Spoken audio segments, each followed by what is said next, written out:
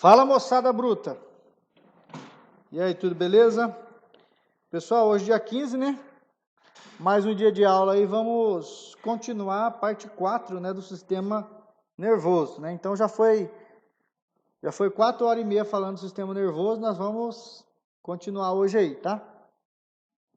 Hoje, pessoal, nós vamos dar continuidade, lembrando que na última aula eu falei com vocês sobre a medula espinal, né? Ou a medula espinhal, como era o termo utilizado mais antigamente, né? Então foi essa imagem aqui, a última que eu mostrei, e eu falei que a partir desse momento eu ia falar sobre as substâncias, né? Então sobre os tipos de substâncias, tá? Lembrando, pessoal, que se você não assistiu às aulas anteriores, né? É bom primeiro você dar uma olhada lá, para que você não venha fazer confusão na sua cabeça aí, por falta de informações que vocês precisam saber para entender sobre isso daqui, beleza? Então, a medula espinhal, pessoal, vou mostrar para vocês aqui já, no aplicativo aqui de anatomia, como vocês sabem, fica localizado lá no canal ráqueo, né? Entre as vértebras, né, que nós chamamos aí de coluna vertebral, tá? Então, a projeção daqueles forames ósseos, né, lá nas vértebras, vão possibilitar a formação de um tubo, tá?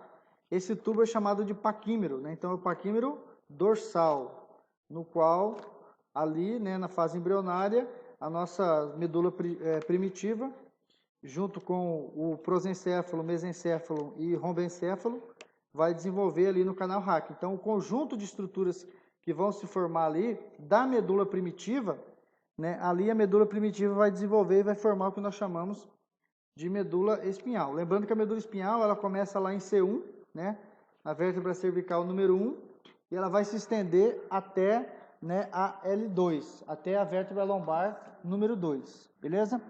Então essas informações eu já falei, estou só recapitulando. Aqui eu queria mostrar para vocês, no aplicativo aqui, o seu posicionamento, tá? Então, aqui, ó, destacado a medula espinhal, tá? Então eu vou fazer o giro aqui para vocês poderem observar. Então, ó, a partir do momento em que a vértebra cervical, vou colocar aqui, ó, cervical, daqui para baixo, entrou no canal ráqueo, perfurou o canal ráqueo, saiu do crânio, né?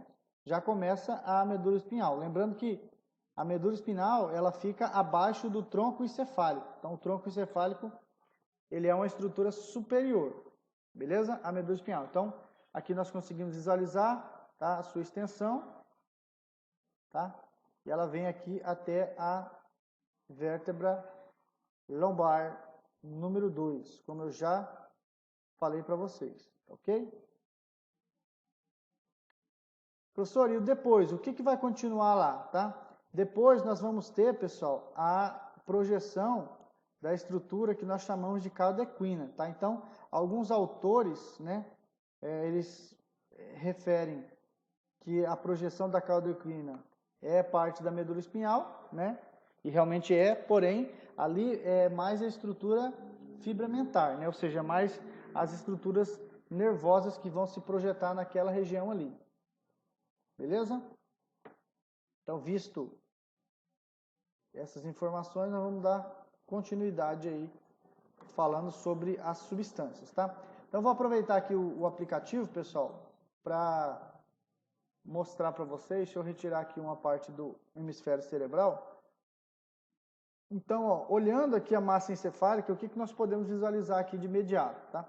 A primeira coisa é que existe na massa encefálica, né, isso vale tanto para o cérebro, né, quanto para o tronco encefálico. Nós temos aqui, pessoal, dois tipos característicos de substâncias, tá? Essa substância, né, que nós vamos visualizar aqui, né, o livro ele refere-se à substância branca e à substância cinzenta. Então aqui, ó, a gente consegue visualizar, né, que existe uma substância de uma coloração mais clara, branca, e aqui uma coloração mais escura, que nós chamamos de cinzenta, tá? Então, é isso que nós vamos falar nesse momento aqui, tá? Então, sobre os tipos de substâncias, tá? Então, as substâncias, basicamente, nós temos aí substância branca e substância cinzenta, tá? O que seria isso, pessoal? essa é uma visão macroscópica da estrutura encefálica. Então, quando nós olhamos ali o encéfalo, né, tanto o cérebro, o cerebelo e tronco encefálico, nós observamos que a coloração do tecido, ela difere. Então, mas espera aí, qual que é a diferença? A diferença, pessoal, é estruturalmente. Então, o tipo de estrutura que nós temos ali, ele vai se diferir. Então, observando essa região aqui, ó, cinzenta, o que nós podemos entender? Que a maioria do tecido cinzento, ele está localizado nas suas margens, né? A gente chama aí de córtex, né? A palavra córtex vem do grego, que significa casca. Então, a maior parte da substância cinzenta, ela está localizada na sua casca, né? Ou seja, na sua margem, na sua borda, tá? Tanto nessa imagem quanto nessa imagem aqui, a gente consegue observar isso, tá? Porém, não somente a substância cinzenta está localizada aqui. Nós podemos ver aqui, nessa parte mais interna, aqui também, ó, acompanhando o mouse, que nós temos também regiões globulares, tá? Que são essas regiões mais internas. Então, tanto na margem quanto na parte interna, nós temos substância cinzenta, tá? E aqui nós estamos visualizando o quê? Aqui foi feito um plano de secção do tipo frontal, né? E nós estamos visualizando a estrutura cerebral, né? Tanto lobo parietal, né? Como lobo temporal. Nós conseguimos visualizar que internamente nós temos esses dois tipos de tecido, tá? Então, a substância cinzenta, em sua maioria, nós podemos falar que ela está localizada externamente, e a substância branca, que é essas substâncias aqui, ó, que o mouse está apontando, nós podemos afirmar que ela está localizada, né, principalmente na parte interna, tá? Na parte interna do encéfalo. Beleza? Então, agora, professor, o que representa a substância branca e a substância cinzenta? Pessoal, a substância cinzenta, ela é formada, ela é constituída, tá, predominantemente por neurônios, tá? Por neurônios. Então, nós temos que recapitular algumas coisas que eu já falei lá na parte inicial. Então, eu vou pegar aqui a caneta aqui e vou fazer alguns desenhos aqui para vocês, tá? Então, lembra que a gente viu que células nervosas, basicamente nós temos dois tipos de células nervosas, que são os neurônios, né? São os neurônios e são as células da glia, né? Ou neuróglias, né? Então, os neurônios é o que eu estou desenhando aqui, tá? No caso aqui, um neurônio, ó, um neurônio multipolar, né? Então, observem que esse neurônio, ele possui as suas estruturas básicas, né, que é dendrito, corpo celular, né, e o seu axônio aqui. O que eu quero dizer aqui para vocês?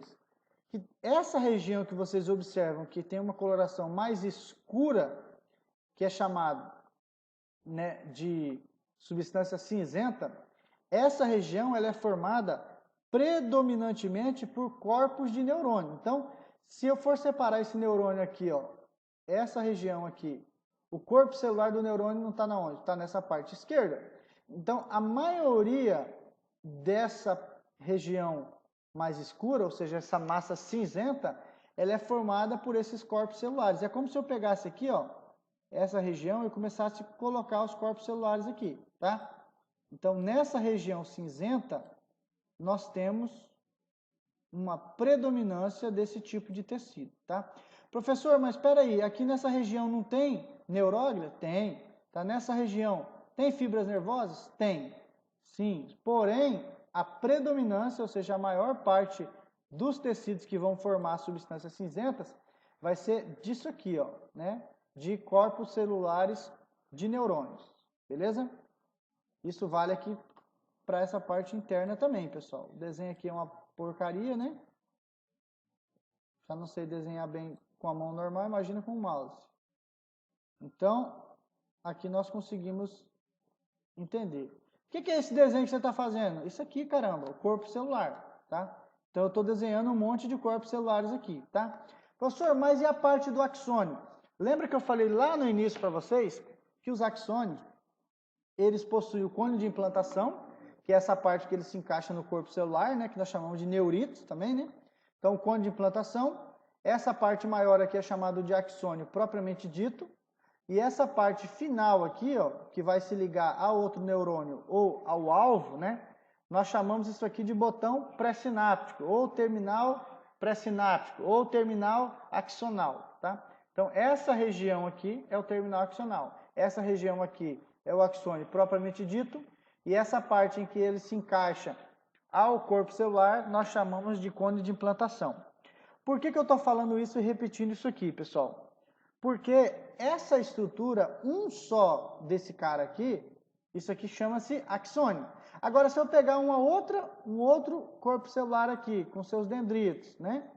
E se eu pegar aqui um outro axônio e colocar aqui, o que eu vou ter? Eu vou ter nesse mesmo fio, nesse mesmo ramo, eu vou ter aqui um axônio e aqui eu vou ter outro axônio. Então, eu tenho 2 axônios.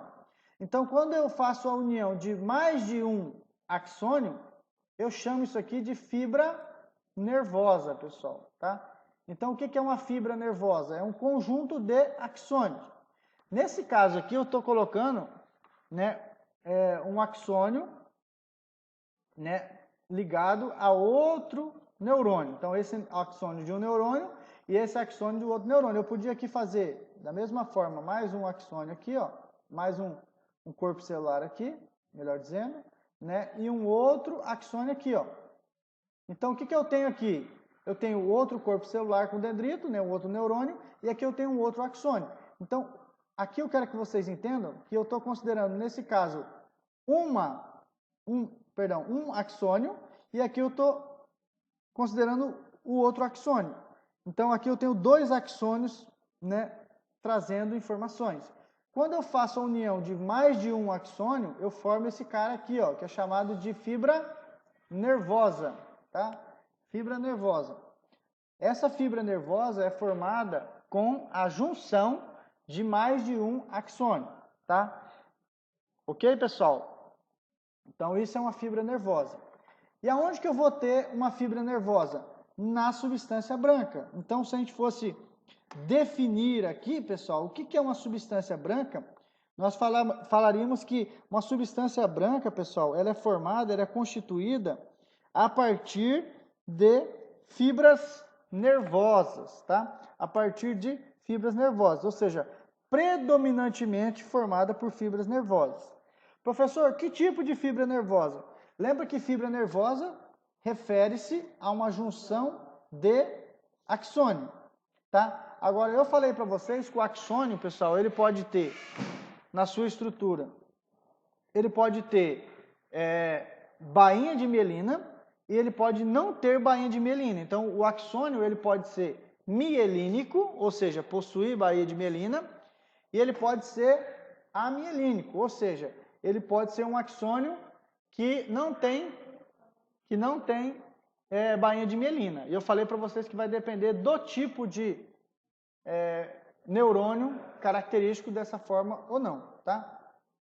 Então, aqui se eu fosse separar, nós podemos observar o que aqui? Que nós temos várias estruturas revestindo o seu axônio. Então, isso são as bainhas de mielina. Tá? Então, quando o axônio ele possui bainha de mielina, nós chamamos de axônio mielínico. Da mesma forma, isso vai se distribuir para as fibras nervosas. Quando eu tenho uma fibra nervosa que ela é formada por vários axônios, e esses axônios possuem o seu revestimento de bainha de mielina, eu vou falar que essa fibra nervosa ela é chamada de fibra nervosa mielínica. Beleza? Fibra nervosa mielínica, tá? Então, a substância branca, pessoal, ela vai ser formada, ela vai ser constituída predominantemente por fibras nervosas mielínicas, tá? Essas fibras nervosas mielínicas vão fazer com que a área encefálica fique clara. Então, se a gente fosse pegar e olhar a parte branca aqui, ó, o que nós vamos ver, ó? Imagina que esse cara aqui é um neurônio, tá? Que eu desenhei aqui. Aí eu puxei o axônio dele aqui, ou seja, o conjunto de axônio, né? Com bainha de mielina. Então, a fibra nervosa mielínica, que é aquela fibra nervosa que está envolvida com bainha de mielina, ela vai dar essa cor característica branca, tá? Então, o que nós estamos vendo aqui nessa parte branca é graças aos axônios com bainha de mielina. Então, vários axônios estão interligados. Então, isso vale para cá. Então, é o que nós estamos observando aqui, tá? Eu não sei se vocês estão conseguindo me entender. Eu acho que não é tão difícil assim, tá? Então, essa estrutura aqui, branca, é formada pela fibra nervosa mielínica. A substância cinzenta, pessoal, que são essas bolinhas que eu desenhei aqui, é formado por quê? Pelos corpos celulares dos neurônios. Então, o acúmulo, né, a união de vários corpos celulares dos neurônios vai formar um tecido de cor cinzenta, tá? Então, é o C aqui de cinzenta, tá? A união, né, o conjunto de fibras nervosas mielínicas vai formar uma coloração no tecido encefálico de branca, tá? Então, uma coloração branca. Beleza? Quando, pessoal, eu agrupo várias substâncias brancas, ou seja, várias fibras nervosas mielínicas juntas, tá? Eu vou formar caminhos, tá? Que nós chamamos aqui de tractors e fascículos, tá? Então, os tractors e fascículos nada mais é que esses feixes de axônios, né, formado, né, a partir da sua bainha de mielina revestindo a sua fibra, tá? Então, os tractors e fascículos são os caminhos por onde, né, as informações irão, tá? Então, se vocês observar aqui, né, o corpo celular, onde está, né, o núcleo, as organelas vão processar as informações e essa informação ela vai ser transportada pelo axônio, né, pelas fibras nervosas até o seu local, né, alvo, tá? Então, o local por onde ele está sendo transportado na fibra mielínica vai ser chamado de tractor e fascículo. Então, se vocês observarem aqui, pessoal, ó, se vocês observarem essa imagem, vocês vão ver que são vários caminhos que estão levando e trazendo informações. Então, professor, o que essas estruturas em verde, esses fios em verdes? São o conjunto de fibras nervosas mielínicas, né? Ou seja, são os tractors e fascículos, tá? Esses tractors e fascículos são vários, tá, pessoal? Nós não vamos dar ênfase nisso aqui, porque senão fica um estudo, né, de neurologia muito aprofundado. Então, o meu objetivo aqui é que vocês entendam que o conjunto de fibras nervosas mielínicas vai dar uma cor branca.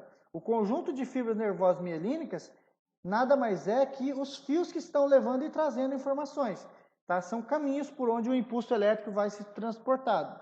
E esse caminho é chamado de tractor e fascículo, tá? São os caminhos ali por onde ele vai ser transportado. Professor, quer dizer que a substância branca e substância cinzenta, eu só encontro ela no encéfalo? Não, eu também encontro, pessoal, na medula espinhal, tá? Então, na medula espinhal, nós também temos substância branca e cinzenta. E lá na medula espinhal, o que vai ser a substância branca e o que vai ser a substância cinzenta? A mesma coisa, tá? Qual que é a distinção aqui que eu queria que vocês gravassem, pessoal? Que no encéfalo ali, né, no nosso cérebro, né? Então, no cérebro, vou pôr o C aqui de cérebro, né? A substância branca, ela está localizada principalmente na parte interna. Então, isso aqui é um I, tá? Interna. Na medula espinhal, que é isso aqui que nós estamos visualizando, a substância branca, ela está localizada predominantemente, né? Eu vou colocar aqui o M de medula espinhal, né? Na região externa. Então, observem que, ó, aqui na parte interna da medula espinhal, isso aqui é uma medula espinhal que foi seccionada, nós estamos olhando de cima ela, tá? Então, nós visualizamos que na medula espinhal, a substância branca, ela está na onde? Ela está fora, pessoal. Então, está externamente, tá? Então, essa é uma distinção importante de vocês saberem. Agora, quanto à estrutura é do mesmo jeito, né? Aqui, o que é esse branco aqui, professor? O branco são os fios que estão, né, os caminhos que estão sendo formados. Então, aqui a gente consegue observar os tractors e fascículos, tá? Que são os caminhos formado por fibras nervosas, aqui na medula espinhal, por onde vai ser transportadas as informações. Aqui nessas margens vão estar ligados os nervos, tá, pessoal? Os ramos nervosos. Então, os ramos nervosos vão levar essa informação agora de dentro da medula espinhal para fora, tá? Então, vai estar ligado nervos, né, na medula espinhal. Na verdade, raízes nervosas que vão formar os nervos, tá? Como nós podemos observar nessa imagem aqui. Beleza? Então, a substância branca, eu acho que ficou claro, tá? É chamado de tractor de fascículo. No cérebro está localizado predominantemente na parte interna e na medula espinhal está localizado, em sua maioria, na parte externa, tá? Essa substância branca, ela dá essa cor branca por quê? Porque as fibras nervosas, como elas estão envolvidas por bainha de mielina, e a bainha de mielina ela é clara, é uma coloração esbranquiçada, né? Faz com que aquela parte de onde tem um monte fique clara, tá? E esses caminhos formados são chamados de tractors e fascículos. Beleza? No cérebro e na medula espinhal, a substância cinzenta, pessoal, ela também tem uma organização diferenciada, igual eu mostrei aqui para vocês no caso da substância branca, tá? Então, a substância cinzenta, no cérebro, como eu já falei para vocês, vou pôr o C aqui de cérebro, ela está, em sua maioria, localizada na parte externa. Ok? Localizado na parte externa. Já na medula espinhal, pessoal, a substância cinzenta, ela se localiza, né, predominantemente na parte interna. Então, existe uma inversão aqui. Tá? Se vocês pararem para raciocinar, nós temos uma inversão aqui. Tá? Na substância cinzenta, ó, observem na imagem. A substância cinzenta ela está, em sua maioria, localizada na parte externa, no cérebro. Então, aqui nós estamos olhando no cérebro. Então, a sua substância cinzenta, em sua maioria, está localizada na parte externa. Tá? Ou seja, na parte mais superficial. Né? Já a substância branca está na parte interna. Agora, se nós olharmos a medula espinhal, o que nós vamos ver? O contrário. A substância cinzenta aqui, lá no cérebro, está externa, aqui ela está interna. Olha aqui formando o H aqui no meio, ó, ou uma borboleta aqui. Tá? Então, ela está localizada na parte interna, a substância cinzenta. Já a branca, que lá no cérebro está de forma interna, aqui está predominantemente localizada na parte externa, que é o que eu já tinha escrito aqui para vocês. Tá? Então, existe uma inversão. Se eu perguntar para vocês qual que é a localização predominante da substância cinzenta no cérebro? No cérebro externo. Tá? Se eu perguntar qual que é a localização predominante da substância cinzenta, né, na medula espinhal? Na medula espinhal, ela é interna. Beleza?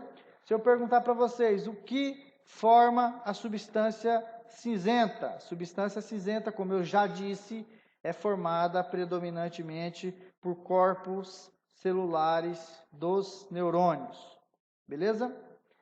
E volto às perguntas. Se eu perguntar para vocês, a substância branca, né, no cérebro é formada por que tecido predominante? A localização do tecido predominante é onde? A substância branca no cérebro, ela está localizada, em sua maioria, na parte interna. E na medula espinhal? Na parte externa. Ok? Se eu perguntar para vocês o que forma a substância branca, isso tanto para o cérebro quanto para a medula espinhal é a mesma coisa. É formado por quê, pessoal? Formado por fibras nervosas mielínicas. Ok? Como são chamadas essas fibras nervosas mielínicas agrupadas aqui? Né? Que vão formar os caminhos. Tractors e fascículos. Beleza? A substância cinzenta, pessoal, como ela se agrupa também, ou seja, tem vários corpos celulares de neurônios, como eu já desenhei lá atrás também. Esse acúmulo de corpos celulares de neurônios, formando a substância cinzenta, ele vai se organizar de 3 tipos, tá? Então, eu já falei para vocês, é o córtex, ok? Então, o córtex. O que significa córtex? Casca, tá? Porque está, né, a casca de uma fruta, ela está na parte externa, né? Então, da mesma forma aqui, tá? O córtex, que nós chamamos nesse caso de córtex cerebral, ou aqui embaixo, córtex cerebelar, nada mais é que o acúmulo de corpos celulares de neurônios formando, né, essa região, né, que nós chamamos de córtex. Então, essa região, essa projeção aqui, ela se dá graças a essa característica. Beleza? Então, continuando aqui, pessoal. Quando a substância cinzenta está se acumulando aqui fora, ó, na casca, nós chamamos de córtex, tá? Se essa casca for do cérebro, nós chamamos de córtex cerebral. Se essa casca foi aqui no cerebelo, córtex cerebelar, tá? Agora, como vocês podem observar, aqui na parte mais profunda da massa encefálica, nós também temos um agrupamento de corpos celulares. Então, se eu fosse fazer aqui o desenho, ó, nós íamos ter um monte, né, de corpo celular aqui para poder formar essa massa cinzenta. Tá? Então, aqui, o que é isso aqui? Isso aqui é substância cinzenta. Do que ela é formada? De corpos celulares de neurônios. Como que ela é chamada quando ela está organizada dessa forma aqui? Pessoal, quando ela está na borda, é uma casca, é córtex. Mas quando ela está localizada aqui, ó, como vocês podem ver nessas imagens aqui, ó, de forma parecendo uma bolinha, tá? Nós chamamos de glóbulos, ou ainda núcleos, né? Porque o núcleo ele é esférico. Então, quando ele tem essa forma, quando os corpos celulares se unem e tem essa forma, né, de glóbulos, nós chamamos isso aqui de núcleo. Então, o que é um núcleo, né? O núcleo, na substância cinzenta, nada mais é do que o acúmulo de corpos celulares dos neurônios organizados em glóbulos, em núcleos, em bolas, tá? Então, essa é a nomenclatura adequada para esse tipo de estrutura aqui, beleza? Existe mais uma aqui, pessoal, deixa eu só anotar aqui para não falo e não anoto. Então, a substância cinzenta pode estar organizada também em núcleos. É muito ruim escrever com o mouse. Tá? O núcleo. Agora, ela também pode estar organizada, pessoal, em forma de retículos. Tá? Retículo. Escreva aí que eu não vou escrever tudo, não. Então, em retículo. Professor, cadê o retículo? Não dá para ver nessa imagem. Por quê? Porque a forma de organização que nós chamamos aí de reticular, né, é aquele tipo de organização em que os corpos dos neurônios vão estar organizados formando redes, tá? É como se eu pegasse aqui, né, e formasse um fio aqui. Imagina aqui um monte, né? Então, essa organização em que ele está formando uma rede, tá? Um fio, ele é chamado de reticular, tá? Então, mais uma vez, a substância cinzenta, que é formada pelos corpos de neurônios, podem se organizar de três formas. Pode se organizar em córtex, tá? Faltou acento agudo no O aqui, né? Em córtex. Pode estar organizada, né? Em córtex é quando ele está organizado em camadas, tá, pessoal? A casca, né? Então, quando ele está organizado uma camada em cima da outra, nós chamamos de córtex. Quando ele está organizado de forma circular, de forma globular, de forma esférica aqui, né, de uma bola, nós chamamos de núcleo. Quando ele está organizado em forma de rede, em forma de fio, nós chamamos de reticular. Então, pela terceira vez, né, vou repetir, tá? A substância cinzenta vai se organizar a partir de três formas, tá? Forma, né, de córtex, tá? Que é em camadas, né, uma camada sobre a outra, de corpos celulares, né? Então, os corpos celulares vão se organizando uma camada sobre a outra. Ele pode se organizar de forma em que ele possua uma forma esférica, tá? Uma forma de bola, de glóbulo, né? Ou núcleo, como ele é chamado. E ele pode também se organizar, né? De forma, né? De redes, tá? Que nós chamamos de reticular, tá? Então, córtex, núcleo e retículo são as formas que eu vou encontrar essa substância cinzenta na sua organização. Beleza? Continuando, pessoal. Deixa eu ver se eu esqueci de falar alguma coisa.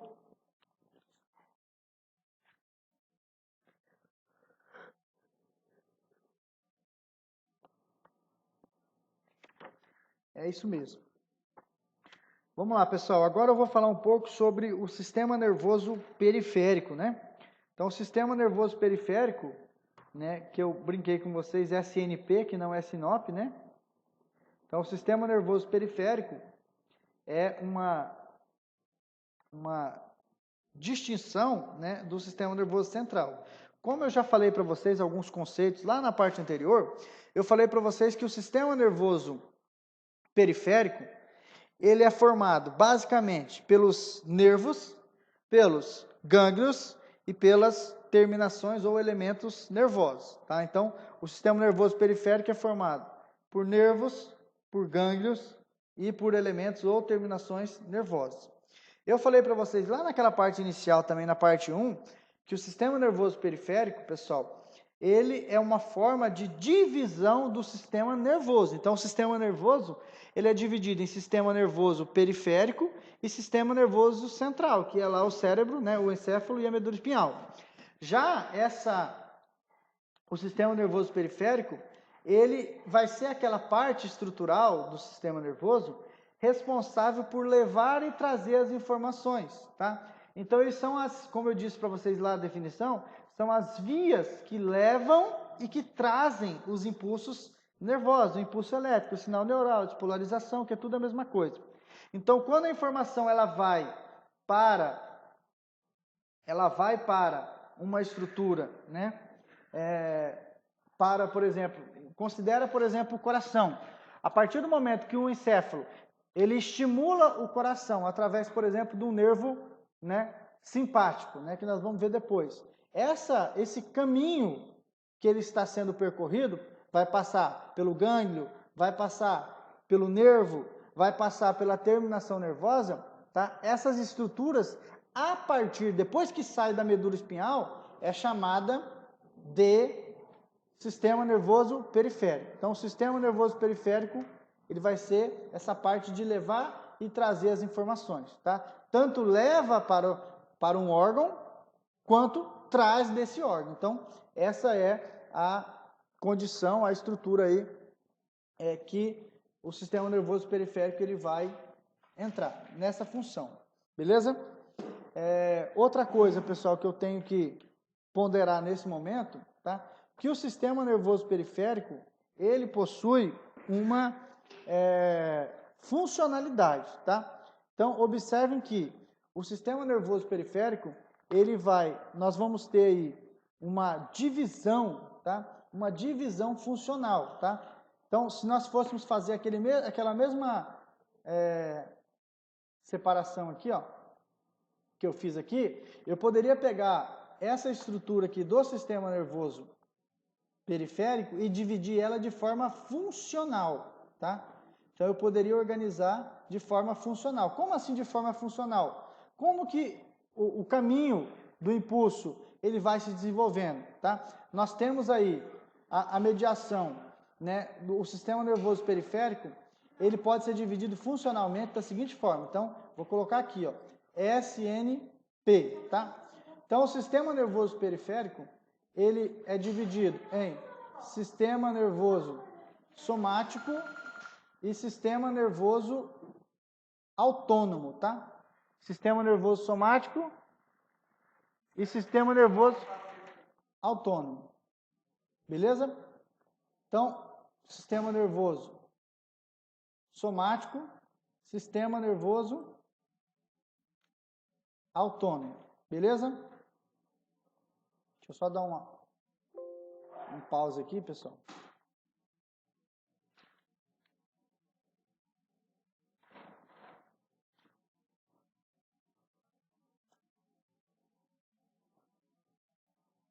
Então, pessoal, como eu estava falando para vocês, se a gente for separar o sistema nervoso periférico de forma funcional, nós vamos ter a seguinte divisão, né? O sistema nervoso periférico, funcionalmente falando, ele vai ser dividido em, tá? SNP, né? Dividido em sistema nervoso somático, tá? SNS, eu vou colocar aqui, né? E sistema nervoso autônomo, né?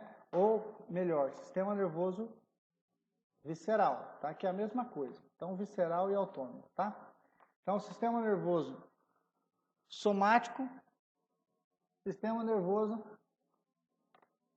visceral.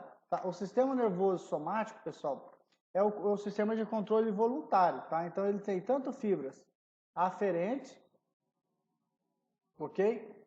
Quanto ele tem fibras eferentes, beleza?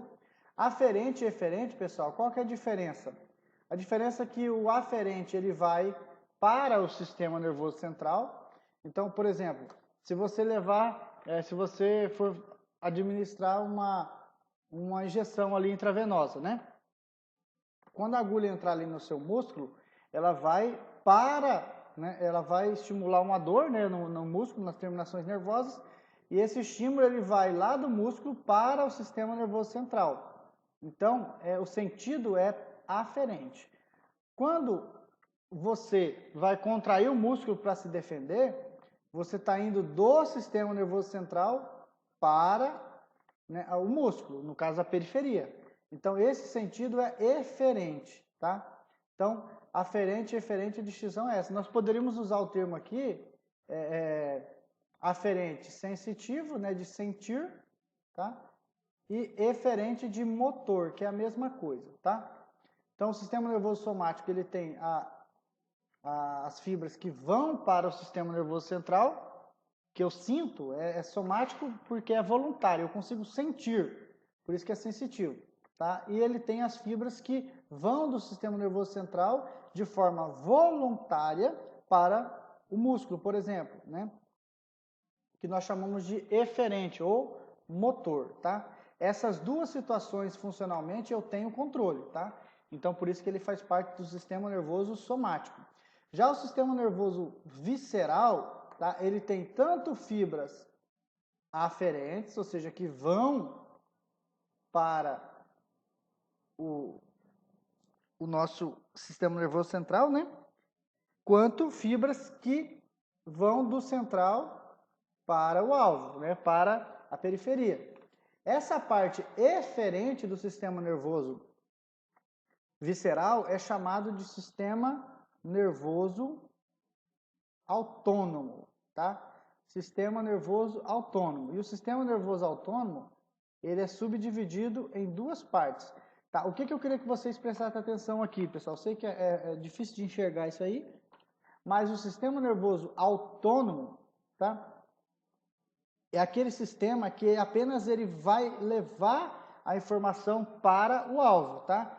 O somático aqui em cima, ele é voluntário, o visceral, ele é involuntário. O que quer dizer? Quer dizer que eu não sinto, eu não consigo captar essas informações de forma consciente. Então, por exemplo, quando você vai estimular o seu intestino para ele contrair, o seu estômago, por exemplo, não é você de forma consciente que faz isso, é o seu sistema nervoso visceral. E esse sistema nervoso visceral, ele é subdividido, tá? No sistema nervoso, na parte aferente e na parte eferente. A parte aferente é aquela que, por exemplo, se você tiver... vamos colocar aí você engoliu aí uma pipoca, né? Você pegou aquela parte áspera, dura da pipoca e ela vai esfregar lá no seu intestino. Você não vai sentir. A não ser, obviamente, que você tiver uma lesão, essa lesão evoluir, tiver um processo inflamatório, aí sim, essa piora sim você vai sentir. É igual da apendicite, você está com o apêndice lá anormal, você só vai sentir a dor lá do apêndice inflamado quando essa dor ela ultrapassa, né, um limítrofe, então desenvolve um processo inflamatório. Então, é isso que eu estou querendo dizer aqui, que na parte visceral, você não percebe, porque ela é involuntária. Então, tem fibras tanto que vai lá para o intestino, quanto vem do intestino.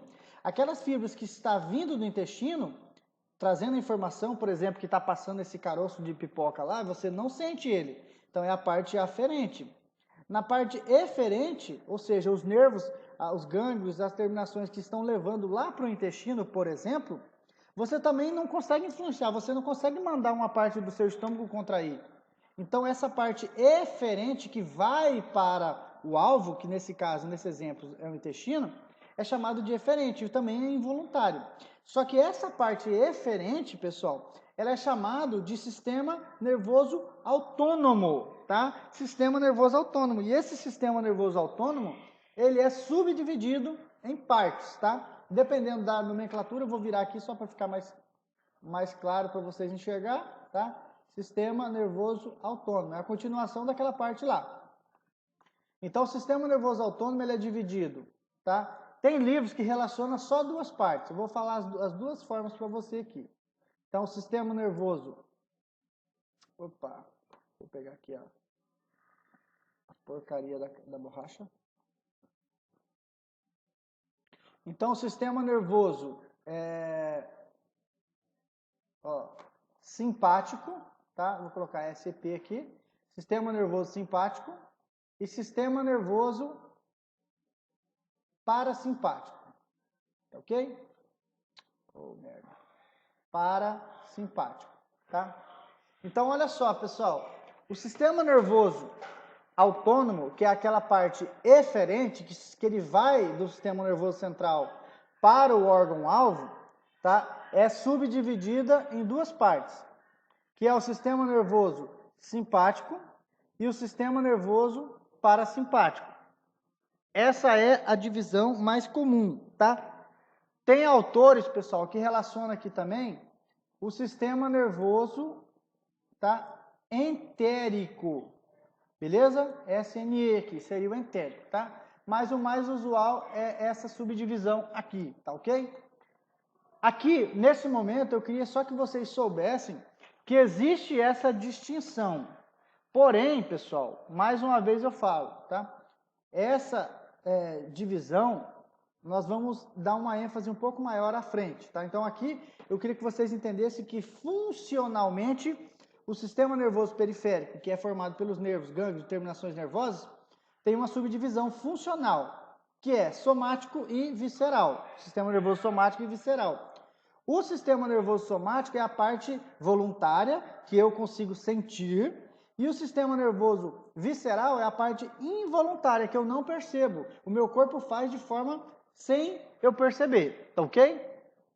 O sistema nervoso somático e o sistema nervoso visceral, ele tem uma parte aferente, que vai para o sistema nervoso central, né? Como eu falei, o exemplo do músculo para a informação indo lá para o cérebro, e também tem vias, né, caminhos que trazem do sistema nervoso central para a periferia, ou seja, lá para o músculo, que é a eferente, tá? O aferente, como ele está levando para o sistema nervoso central, eu vou perceber, eu vou sentir, por isso que ele é chamado de sensitivo, né? Ou sensorial, é o S que eu coloquei aqui. O eferente, que é o motor, ele está levando o impulso. Como a maioria dos estímulos é para contração, ele é chamado de motor. Já o visceral, pessoal, ele também possui essa divisão de parte que vai e parte que vem. Então, ligados, né, a medula e o encéfalo, tem fios que levam para o órgão-alvo, por exemplo, lá para o intestino, e tem fios que saem do intestino e vai para a medula espinhal e para o encéfalo ali. Então, essa parte que vai lá do intestino para o encéfalo, ela é chamada de sistema nervoso aferente, né? A parte aferente aqui, né, do sistema nervoso visceral. Já a parte que vai lá do encéfalo para o intestino, que eu estou dando um exemplo, é o intestino, essa é a parte que é chamada de eferente do sistema nervoso visceral. Essa parte do sistema nervoso visceral eferente, pessoal, é popularmente chamada, é mais usada a nomenclatura sistema nervoso autônomo, tá? E o sistema nervoso autônomo, que é a parte eferente do sistema nervoso visceral, ele também tem uma subdivisão, que é o sistema nervoso simpático e o sistema nervoso parasimpático. E algumas nomenclaturas também colocam uma divisão relacionada ao sistema nervoso entérico, tá? Eu vou explicar um pouquinho mais sobre isso no final desse tema do sistema nervoso, né? Eu vou falar sobre isso aí. Beleza? Eu vou dar uma pausa aqui, pessoal, e vou gravar mais um material aqui para não ficar somente nesse vídeo não. Beleza?